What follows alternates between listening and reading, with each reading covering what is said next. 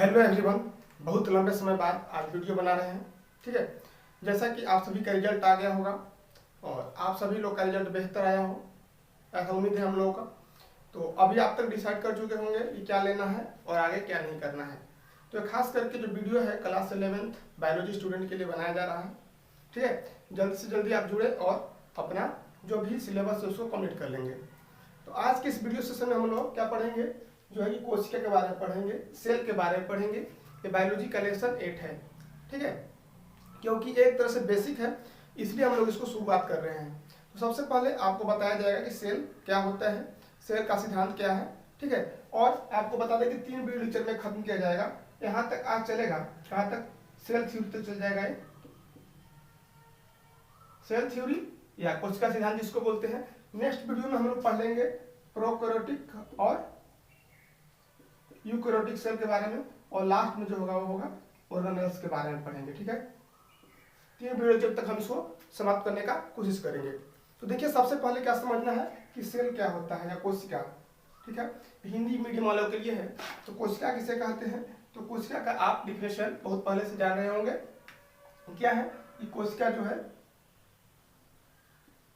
कोशिका आप मेरे साथ साथ लिखेंगे, कोशिका जीवन की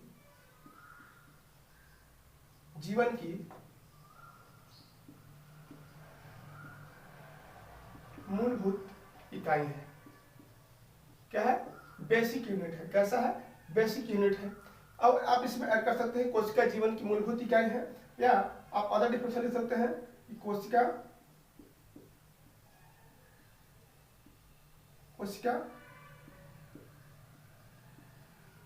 जीवन की संरचनात्मक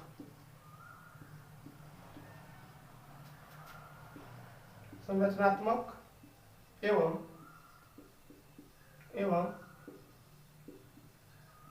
कार्यात्मक इकाई है। क्या है, इकाई है। अभी से आप नोट बनाते चलेंगे। तो देखिए यहाँ पर क्या लिखा हुआ है, 2 वर्ड आया है कि क्या है, यहाँ पर स्ट्रक्चरल, इसका मतलब होता है स्ट्रक्चरल एंड फंक्शनल यूनिट है। क्या है, स्ट्रक्चरल एंड फंक्शनल यूनिट है। तो कैसे समझेंगे, जैसे कि किसी भी जीव का निर्माण आप देख पा रहे हैं, अपने आप को देखेंगे तो क्या है, हम लोग एक ह्यूमन बीइंग है। तो क्या है कि ये भी कैसे निर्माण होता है, सबसे पहले क्या बनता है, सेल आते हैं, सेल से क्या बनता है, टिश्यू बनते हैं, टिश्यू से क्या होता है, ऑर्गन का निर्माण होता है। ठीक है, ऑर्गन, और ऑर्गन से क्या होता है, ऑर्गन सिस्टम, देन किसी भी ऑर्गेनिज्म का निर्माण होता है, मतलब जीव का। यहाँ पर क्या हो जाएगा, ऊतक हो जाएगा। बहुत सारे जब कोशिकाएं आपस में मिलकर कार्य करती हैं, एक समान कोशिकाएं, तो क्या बनता है, ऊतक बनता है। सेल क्या बोलते हैं, कोशिका बोलते हैं। ठीक है, याद रखिएगा संरचनात्मक इकाई है। तो सबसे जो जीव का निर्माण हुआ उसका बेसिक यूनिट क्या है, यहाँ पे सेल है, इसीलिए इसको क्या बोला गया है, संरचनात्मक है। और बहुत सारे सेल क्या बनाते हैं, टिश्यू बनाते हैं, टिश्यू से ऑर्गन बनेगा, और ऑर्गन से क्या बनेंगे, हमारे पास एक तंत्र का निर्माण हो जाएगा, जिसको कि हम लोग क्या बोलते हैं, ऑर्गन सिस्टम बोलते हैं। जैसे कि आप देखेंगे क्या है, आपके पास पाचन तंत्र है। क्या, पाचन तंत्र मान लेते हैं कि ये भी एक ऑर्गन सिस्टम है। पाचन तंत्र मतलब डाइजेस्टिव सिस्टम आपके बॉडी में है। तो उसमें क्या क्या मिलते हैं, आप देखेंगे स्टमक है, आमाशय, छोटी आंत, बड़ी आंत। ठीक है, विभिन्न प्रकार के अंग मिलकर क्या बनाते हैं, एक सिस्टम बनाते हैं, जिससे कि हमारा जो भोजन है वो सुचारू रूप से पाचित हो पाता है। समझ गए। तो इस तरह से हमारा क्या है, कार्यात्मक इकाई भी है। क्या है, कोशिका है। इतनी बात समझ में आ गई। अब आगे कुछ कुछ पॉइंटों को आप नोट कर लेंगे कि स्टडी जो हम कर रहे हैं किसके बारे में, स्टडी कर रहे हैं, सेल के बारे में। सेल या कोशिका, सेल या कोशिका का अध्ययन कर रहे हैं। तो इसके अध्ययन को क्या बोला जाता है, स्टडी ऑफ सेल या कोशिका के अध्ययन को क्या बोलते हैं, साइटोलॉजी। क्या बोलते हैं, साइटोलॉजी, जिसको हिंदी में बोलते हैं कोशिका विज्ञान। कोशिका विज्ञान। ये सारे पॉइंट आप नोट कर लेंगे कि study of cell is known as cytology. क्या है? साइटोलॉजी है। इतना बात समझ में आया। नेक्स्ट अब देखते हैं कि सेल का खोज किनके द्वारा किया गया। सर्वप्रथम सेल का खोज किनके द्वारा किया गया। देखिए वीडियो का पीछे करके भी नोट डाउन कर सकते हैं और पॉसिबल होगा तो आपको hand retain note Telegram group में सेंड कर दिया जाएगा। ठीक है, तो क्या है कि कोशिका का खोज सर्वप्रथम किसके द्वारा किया गया। कुछ कुछ यहाँ पर जो वैज्ञानिक है बहुत इंपॉर्टेंट है, क्योंकि आपके एग्जाम में वो आया हुआ है पहले से ही। ठीक है, तो उसको हम लोग एक बार रिवाइज कर लेते हैं कि कोशिका का खोज किनके द्वारा किया गया था। सर्वप्रथम किसके द्वारा? Robert Hooke. ठीक है, नाम दोनों से भी हिंदी में कि रॉबर्ट हुक कब के थे? 1665 ईस्वी में। ये भी याद रखेंगे आपको। ये भी याद करना है कि रॉबर्ट हुक क्या खोज किए थे? कोशिका का खोज किए थे, लेकिन वो क्या था? वो मृत कोशिका था। वो कोशिका था मृत कोशिका का खोज किए। और किससे? कॉर्क से, मतलब कि प्लांट सेल का वो छाल था। प्लांट का क्या था? पौधे का छाल था जो कि मृत था। देन इसके बाद अगर आपसे पूछ लिया जाए कि सर्वप्रथम जो जीवित कोशिका का खोज किनके द्वारा किया गया। ठीक है, सर्वप्रथम जीवित कोशिका की बात किया जाएगा। ये क्या किए थे? मृत कोशिका किए थे सबसे पहले। अगर ये बात किया जाए कि सबसे पहले कौन किया तो आप रॉबर्ट हुक मारेंगे। लेकिन अगर पूछा जाएगा कि सर्वप्रथम जीवित कोशिका किसका? लिविंग सेल, तो उसके लिए क्या है? लेवेनहॉक है। कौन से है? लेवेनहॉक, एंटोन लेवेनहॉक। इनका पूरा नाम क्या है? एंटोन लेवेनहॉक। कब किए थे? ठीक है, सॉरी, इनको क्या है कि ये लिविंग सेल का 1674 ईस्वी में किए थे। वो क्या था? लिविंग सेल था। लिविंग सेल बोले तो एक जीवित सेल था। ठीक है, इतना याद रहेगा। इसी के टर्म में एक और इंपॉर्टेंट नाम याद करेंगे कि केंद्रक। क्या होता है? केंद्रक का खोज अगर आपसे पूछ लिया जाए, केंद्रक या इंग्लिश से बोलते हैं इसको न्यूक्लियस। न्यूक्लियस का खोज किनके द्वारा किया गया था? तो एक सर वैज्ञानिक है, उनका नाम है रॉबर्ट ब्राउन। क्या है? Robert brown. रॉबर्ट ब्राउन सन 1831 में किसका खोज करते हैं? न्यूक्लियस का। इसके बारे में हम डिटेल में पढ़ेंगे कि न्यूक्लियस क्या होता है और कहाँ पे पाए जाते हैं। इसको आप लोग लिख लेंगे। देन हम लोग कोशिका के बेसिस पे क्या पढ़ेंगे कि कोशिका के बेसिस पे नंबर ऑफ सेल के आधार पे क्या किया गया। जब हम लोग दो ग्रुप को कैटेगराइज करते हैं, जीवों को दो ग्रुप में कैटेगराइज करते हैं। जैसे कि आप सुने होंगे एक कोशिक जीव। क्या है? एक कोशिक जीव या यूनिसेलुलर ऑर्गेनिज्म। ठीक है, यूनिसेलुलर ऑर्गेनिज्म किसे कहते हैं? तो वैसे जीव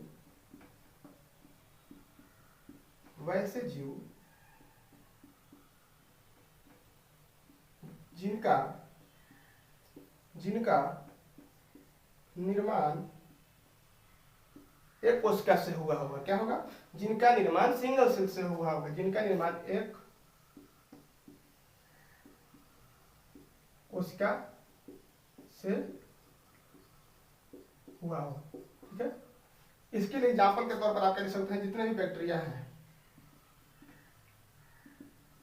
आप जब पढ़ेंगे डिटेल में, मोनेरा, प्रोटिस्टा, फंजाई, ये सारी चीज हैं। ठीक है, तो इसमें क्या आता है? जितने भी बैक्टीरिया है उनको सिंगल सेलुलर बैक्टीरिया भी हम बोल सकते हैं। एग्जाम्पल के तौर पर आप एक प्रोटोजोआ अमीबा को भी लिख सकते हैं। अमीबा हिंदी में भी क्या बोलते हैं इसको? अमीबा। ये क्या है? यूनिसेलुलर या एक कोशिक जीव है। देन जिसमें एक आता है बहुकोशिक। क्या है? बहुकोशिक जीव। ठीक है, मतलब कि मल्टी सेलुलर ऑर्गेनिज्म। क्या है? Multi cellular organism. ठीक है, तो इसको आप लिख लेंगे अपने से। क्या है कि वैसे जीव हम बोल देते हैं कि वैसे जीव जिनका निर्माण दो से अधिक कोशिकाओं से हुआ रहेगा। ठीक है, जो अधिक कोशिकाओं से मिलकर बने होते हैं उनको हम लोग क्या बोलते हैं? मल्टी सेलुलर ऑर्गेनिज्म के नाम से जानते हैं। मल्टी सेलुलर ऑर्गेनिज्म के नाम से जानते हैं। और जैसे ही इलेक्ट्रॉन का ये सब होता है, माइक्रोस्कोप का डिस्कवरी किया जाता है, तो हम लोग डिटेल से पढ़ पाते हैं कि सेल में क्या प्रकार के, कितने प्रकार के जो ऑर्गन्स हैं, सेल ऑर्गन्स या कोशिका के अंग पाए जाते हैं। तो इसके बाद हम लोग बात करेंगे कि सबसे बड़ी सबसे छोटी कोशिका क्या है। ठीक है, ये बहुत ही पसंदीदा प्रश्न है जो बार बार एग्जाम में पूछे जाते हैं कि सबसे बड़ी या सबसे छोटी कोशिका के बारे में बात करते हैं। चलिए आप लोग इसको नोट बनाएंगे कि सबसे छोटी कोशिका क्या है। सबसे छोटी यानी कि स्मॉलेस्ट सेल, छोटी कोशिका।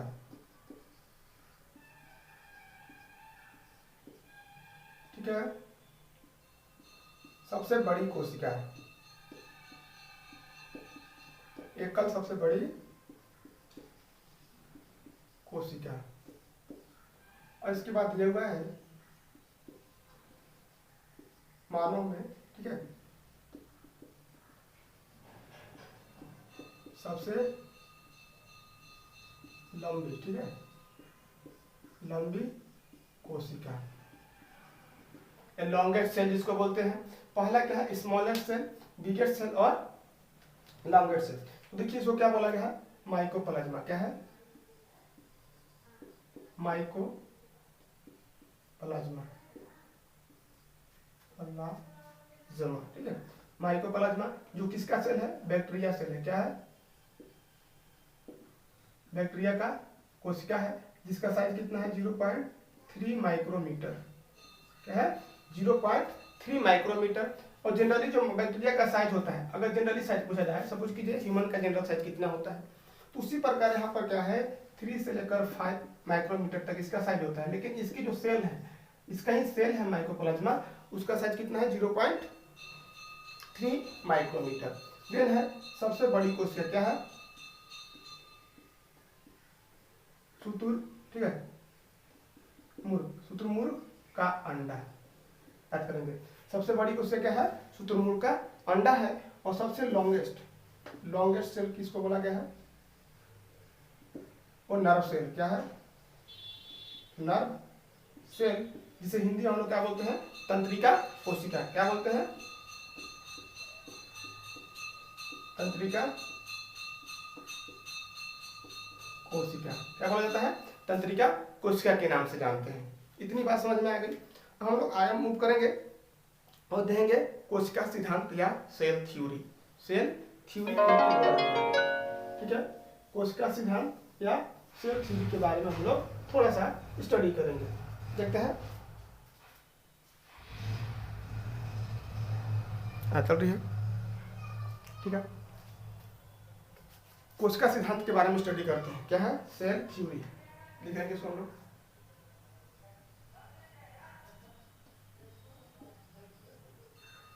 सेल थ्योरी, ठीक है। सेल थ्योरी या इसको हम लोग हिंदी में बोलेंगे कोशिका सिद्धांत। क्या है, कोशिका का सिद्धांत।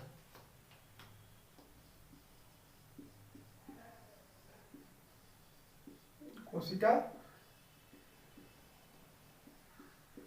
सिद्धांत, ठीक है।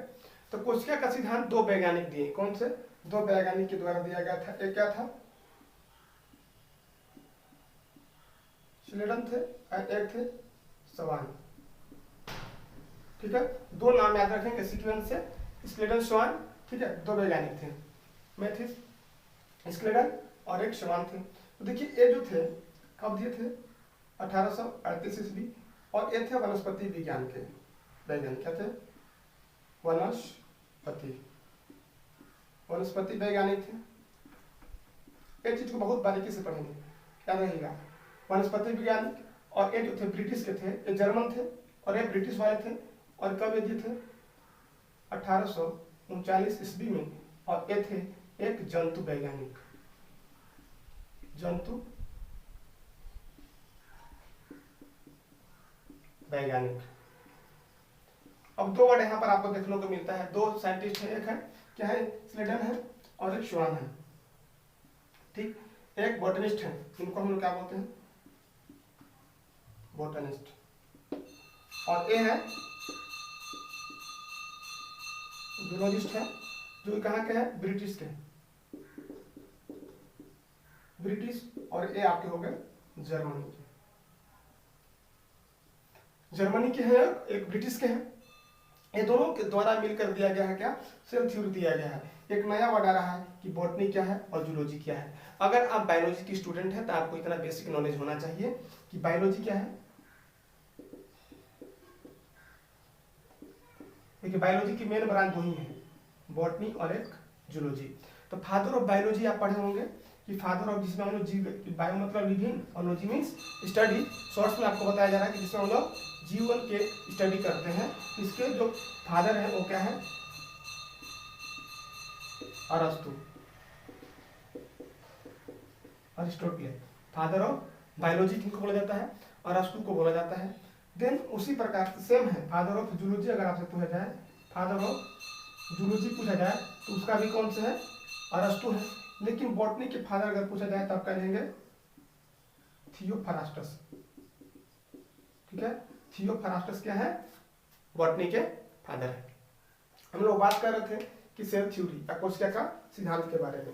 तो देखिए कोशिका का सिद्धांत क्या बताता है कि सबसे पहले स्टडी कौन की है, स्लेटर ने किसके बारे में, वनस्पति के बारे में। बहुत सारे पेड़ पौधों पर अपना रिसर्च किए और इनका परिकल्पना ये थी कि जितने भी जीव और जितने भी पादप हैं वो किसके बने हुए हैं, ऊतक इसमें कार्य करता है, मतलब बहुत सारी कोशिकाएं मिलकर बनी हुई हैं। और इनका मानना था, ये जब स्टडी की तो उनको क्या मिला है, पतली सी झिल्ली, तो जिसको नाम क्या दे दिए, प्लाज्मा मेम्ब्रेन, प्लाज्मा झिल्ली, ठीक है। क्या नाम दिया, प्लाज्मा झिल्ली, जो किसमें पाया जाता है, दोनों में पाए जाएंगे। लेकिन एक एक्स्ट्रा लेयर, एक अतिरिक्त परत इनको प्राप्त होता है जिसको हम लोग क्या बोलते हैं, कोशिका, कोशिका भित्ति, जिसको इंग्लिश से बोला जाता है सेल वॉल। फर्दर स्टडी करेंगे आप तो पता चलेगा कि सेल वॉल ओनली किसमें पाए जाते हैं, पादप कोशिका, या किसमें पाए जाते हैं, प्लांट सेल में, प्लांट सेल में पाया जाता है, ठीक है। और प्लाज्मा झिल्ली दोनों में पाए जाएंगे, ठीक। और आगे बढ़ते हैं तो इनसे एक साइंटिस्ट, जैसे बहुत सारी चीजें बताएं कि जितने भी क्या है कि इनका जो सेल थ्योरी का कुछ स्टेटमेंट है आप सुनेंगे। पहला स्टेटमेंट क्या था कि जीव का निर्माण या जीवन का निर्माण